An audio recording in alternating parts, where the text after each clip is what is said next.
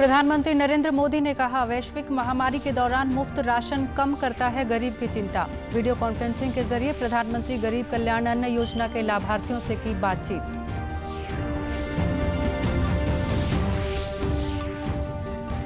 प्रदेश में स्कूल खुलने के मद्देनजर विद्यार्थियों के ऑक्सीजन लेवल को चेक करने के लिए शिक्षा विभाग ने भिवानी में बांटे ऑक्सीमीटर। लगभग 65,000 ऑक्सीमीटर प्रदेश में होंगे वितरित।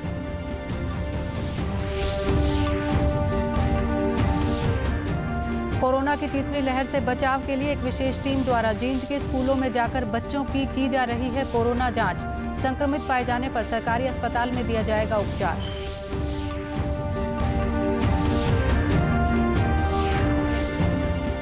और केंद्रीय माध्यमिक शिक्षा बोर्ड ने 10वीं के नतीजे घोषित किए। कक्षा 12 के अंकों में सुधार के इच्छुक विद्यार्थियों के लिए परीक्षा कार्यक्रम जारी किया गया।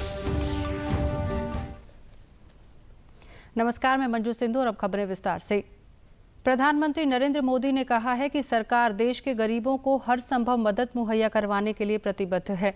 प्रधानमंत्री ने वीडियो कॉन्फ्रेंसिंग के जरिए गुजरात में प्रधानमंत्री गरीब कल्याण अन्न योजना के लाभार्थियों से बातचीत की। प्रधानमंत्री ने कहा कि मुफ्त खाद्यान्न वितरण ने गरीबों के रोजमर्रा के जीवन में उनकी मदद की है। वैश्विक महामारी के इस समय में मुफ्त राशन वितरण गरीब की चिंता कम करता है और उनका विश्वास बढ़ाता है। बीते वर्षों में गुजरात ने विकास और विश्वास का जो अनवरत सिलसिला शुरू किया, वो राज्य को नई ऊंचाई पर ले जा रहा है। गुजरात सरकार ने हमारी बहनों, हमारे किसानों, हमारे गरीब परिवारों के हित में हर योजना को सेवा भाव के साथ जमीन पर उतारा है। आज गुजरात के लाखों परिवारों को पीएम गरीब कल्याण अन्न योजना के तहत एक साथ मुफ्त राशन वितरित किया जा रहा है। ये मुफ्त राशन वैश्विक महामारी के इस समय में गरीब की चिंता का काम करता है, उनका विश्वास बढ़ाता है। प्रधानमंत्री ने कहा कि आजादी के बाद से ही करीब करीब हर सरकार ने गरीबों को सस्ता भोजन देने की बात कही थी। सस्ते राशन की योजनाओं का दायरा और बजट साल दर साल बढ़ता गया, लेकिन उसका जो प्रभाव होना चाहिए था वो सीमित ही रहा। प्रधानमंत्री ने कहा कि बड़े बड़े विशेषज्ञ इस बात की सराहना कर रहे हैं कि भारत अपने 80 करोड़ से अधिक लोगों को इस महामारी के दौरान मुफ्त अनाज उपलब्ध करवा रहा है।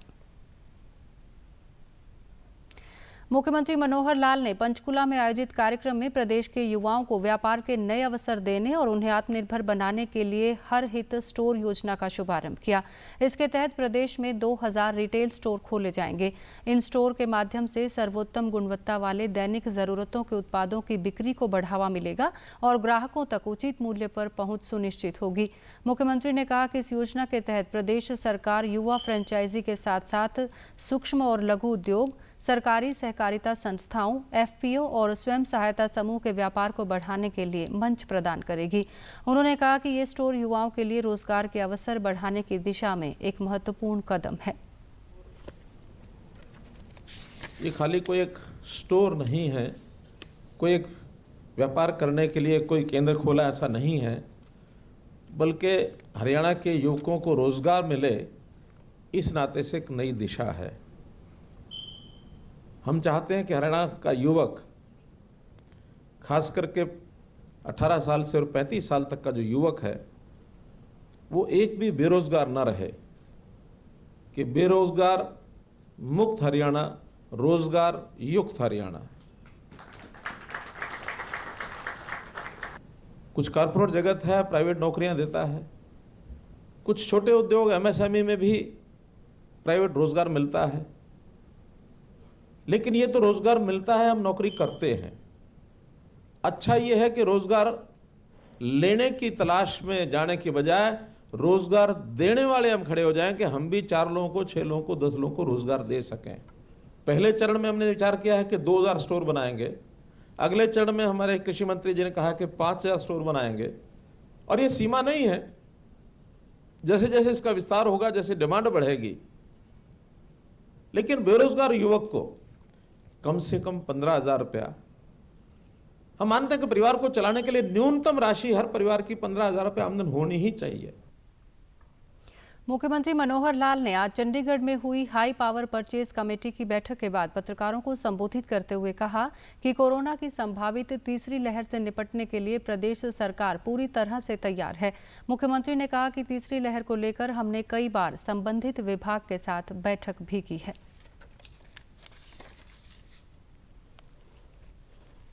तीसरी लहर का जो एक संभावना व्यक्त की जा रही है उसकी हमने मीटिंग्स कर ली हैं, सारी तैयारी हमारी है और हर प्रकार की तैयारी के नाते से ऐसा कोई विषय आएगा तो उसको बखूबी हम उसका मुकाबला करेंगे।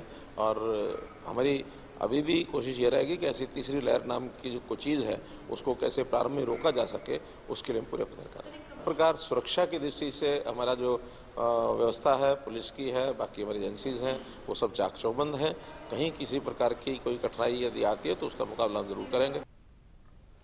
प्रदेश में कोविड की संभावित तीसरी लहर के चलते शिक्षा विभाग ने अपनी तैयारियां शुरू कर दी हैं। विभाग द्वारा स्कूलों में विद्यार्थियों को कोरोना से बचाव के लिए 64,962 ऑक्सीमीटर वितरित किए जा रहे हैं।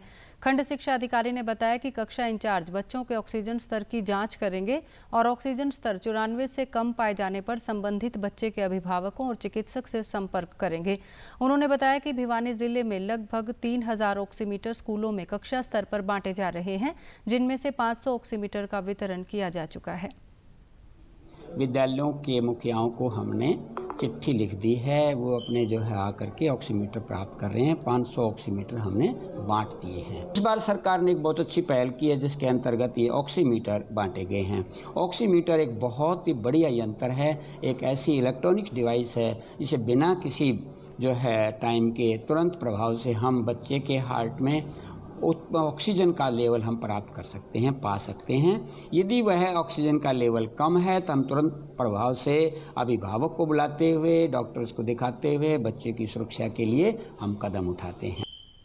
संस्कृति मॉडल स्कूल की प्राचार्य ने बताया कि विद्यालय के प्रवेश द्वार पर बच्चों को कोरोना संबंधी सभी नियमों का पालन करवाकर ही प्रवेश दिया जा रहा है।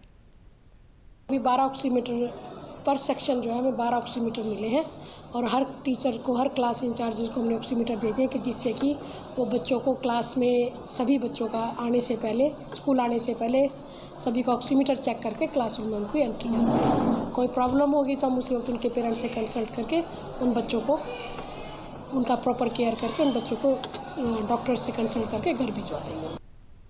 विद्यार्थियों ने कहा कि उनके घरों में शरीर का ऑक्सीजन स्तर मापने के लिए ऑक्सीमीटर की सुविधा नहीं है, परंतु अब वे स्कूल में अपना ऑक्सीजन स्तर मापकर कोरोना संक्रमण से बचाव कर सकते हैं।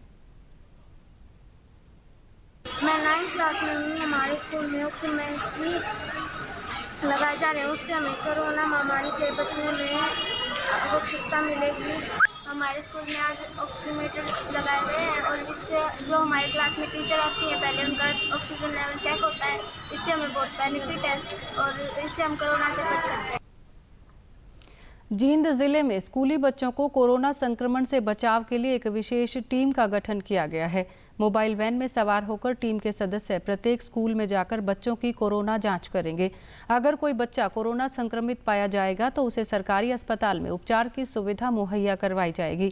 जींद के नोडल अधिकारी ने बताया कि स्वास्थ्य विभाग द्वारा कोरोना संक्रमण से बचाव के लिए विशेष मुहिम चलाई जा रही है और सरकार द्वारा स्कूल खोलने के दिशा निर्देशों के बाद बच्चों को कोरोना संक्रमण से बचाए रखने के लिए उनकी कोरोना जाँच की जा रही है। उन्होंने बताया कि इस अभियान के दौरान बच्चों के अभिभावकों को भी सहयोग करना चाहिए और सरकार द्वारा जारी सभी कोरोना संबंधी दिशा निर्देशों का पालन करना चाहिए। बच्चे को भी पॉजिटिव जो निकल पाता है उसको होम आइसोलेट कर पाएँ तो हम समझते हैं कि हेल्थ विभाग जो है वो स्प्रेड के ऊपर अंकुश लगा पाएगा, जिससे कि दूसरे बच्चे इन्फेक्टेड नहीं होंगे। सैम्पलिंग में 2-2 क्लास इकट्ठी होती हैं, वहाँ भी इन लोगों को बताया जाता है कि कोरोना कम अवश्य हुआ है लेकिन अभी ख़त्म नहीं हुआ पूरी तरह से। तो सभी लोगों को अभी भी जो सरकार और स्वास्थ्य विभाग की तरफ से बताएगी हिदायत और प्रोटोकॉल्स हैं उनका ज़रूर पालन करना है, यानी कि मास्क लगा के रखें, सोशल डिस्टेंसिंग मेंटेन करें और हैंड सैनिटाइज करते रहें समय समय पे। विद्यालय के प्रधानाचार्य ने कहा कि स्कूल के अध्यापक बच्चों और उनके अभिभावकों को कोरोना जांच करवाने के लिए प्रेरित कर रहे हैं। स्कूल खुलने से पहले एक वीडियो हमने सारे लक्षण बचाव के उपाय की सभी पेरेंट्स को भेजी। स्कूल में हमने जगह जगह पर सैनिटाइज़र लगाए हुए हैं, मशीन लगाई हुई है। गेट से जो भी आदमी प्रवेश करता है उसके लिए वहाँ हैंड वॉश मशीन भी लगी हुई है। इसके अलावा बॉडी वॉश करने के लिए भी हमने प्रबंध किया हुआ है। स्वास्थ्य विभाग की तरफ से बहुत ही बड़ा कदम है, इससे बच्चे प्रेरित होंगे और बच्चों को ये भी कहा गया है कि वो अपने अभिभावकों को भी इस बारे में बताएं ताकि अभिभावक भी इस बारे में सचेत हो सकें, अवेयर हो सके। अब की बार जैसे ही स्कूल ओपन हुए हैं, हमारे स्कूल ने दोबारा से एक दूसरी पहल स्टार्ट की है कि बच्चों के कोरोना टेस्ट यहाँ पर कराए हुए हैं। हम बच्चों को यही मैसेज देना चाहते हैं और यही उनके पेरेंट्स को भी मैसेज देना चाहते हैं कि ताकि हम अपने स्वास्थ्य को लेकर एक तरह से जागरूक रहे और ये जागरूकता का मैसेज हम पूरे समाज में पहुँचाना चाहते हैं। सैम्पलिंग से पहले बच्चों को भी मोटिवेट किया है कि हमने बचने के लिए कि कोरोना से बचने के लिए हमें वैक्सीन के क्या क्या फ़ायदे होते हैं और किस लिए ज़रूरी होती है। हमारे जो सैंपल पहले चेक होएगा, चेक होने के बाद कि हमारे जो फ़ायदे होते हैं कि चेक करवाना बहुत ज़रूरी है कि है या नहीं, फिर उसके बाद इंजेक्शन लगवाना ज़रूरी होता है। देश में पिछले 24 घंटों में कोरोना के 30,000 से अधिक नए मामले सामने आए हैं, जबकि 38,000 से अधिक लोग स्वस्थ हुए हैं, जिससे रिकवरी दर 97.38% हो गई है।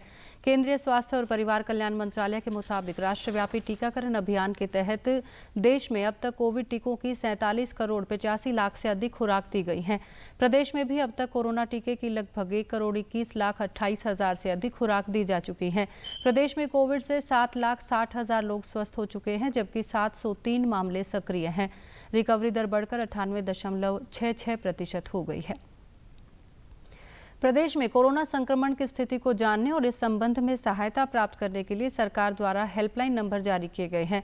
इसके तहत प्रदेश के लोग 8558893911 पर संपर्क कर आवश्यक जानकारी प्राप्त कर सकते हैं। नेशनल हेल्थ मिशन हरियाणा की वेबसाइट पर nhmharyana.gov.in पर जाकर प्रदेश में कोविड अस्पतालों, उपलब्ध बेड और वेंटिलेटर्स आदि की जानकारी ली जा सकती है। केंद्रीय माध्यमिक शिक्षा बोर्ड ने आज 10वीं कक्षा का परिणाम घोषित कर दिया है। इस परीक्षा में 99.04% परीक्षार्थी उत्तीर्ण हुए। लड़कियों ने इस बार भी 99.24% के परिणाम के साथ लड़कों को पीछे छोड़ दिया। 98.89% लड़के और परीक्षा में शामिल सभी ट्रांसजेंडर सफल रहे। त्रिवेंद्रम क्षेत्र में सबसे अधिक 99.99% और गुवाहाटी क्षेत्र ने सबसे कम 90.54% परिणाम दर्ज किया है। ये परिणाम बोर्ड की आधिकारिक वेबसाइट पर उपलब्ध है। बेल्जियम ने भारत को हॉकी सेमीफाइनल में 5-2 से हराकर फाइनल में जगह बनाई। पहले 3 क्वार्टर में भारत ने शानदार प्रदर्शन करते हुए 2-1 से बढ़त बनाए रखी थी। हालांकि चौथे क्वार्टर में बेल्जियम ने आक्रामक खेल दिखाते हुए 3 गोल कर मुकाबले को अपने नाम किया। इस हार के बावजूद भारत के पास कांस्य पदक जीतने का मौका है। भारतीय टीम अब तीसरे स्थान के लिए मुकाबला खेलेगी। प्रधानमंत्री नरेंद्र मोदी ने पुरुष हॉकी टीम के सेमीफाइनल में हार के बाद टीम को अगले मैच के लिए शुभकामनाएं दी है। प्रधानमंत्री ने ट्वीट करते हुए कहा कि हार और जीत तो जीवन का हिस्सा है। टोक्यो 2020 में हमारी पुरुष हॉकी टीम ने अपना सर्वश्रेष्ठ दिया और यही मायने रखता है। प्रधानमंत्री ने कहा कि टीम को अगले मैच और उनके भविष्य के प्रयासों के लिए शुभकामनाएं। भारत को अपने खिलाड़ियों पर गर्व है। और अब अंत में इस बुलेटिन के मुख्य समाचार एक बार फिर। प्रधानमंत्री नरेंद्र मोदी ने कहा, वैश्विक महामारी के दौरान मुफ्त राशन कम करता है गरीब की चिंता। वीडियो कॉन्फ्रेंसिंग के जरिए प्रधानमंत्री गरीब कल्याण अन्न योजना के लाभार्थियों से की बातचीत।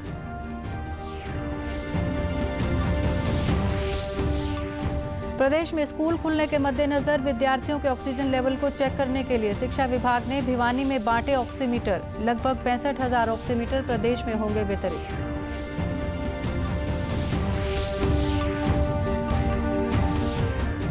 कोरोना की तीसरी लहर से बचाव के लिए एक विशेष टीम द्वारा जींद के स्कूलों में जाकर बच्चों की जा रही है कोरोना जांच। संक्रमित पाए जाने पर सरकारी अस्पताल में दिया जाएगा उपचार।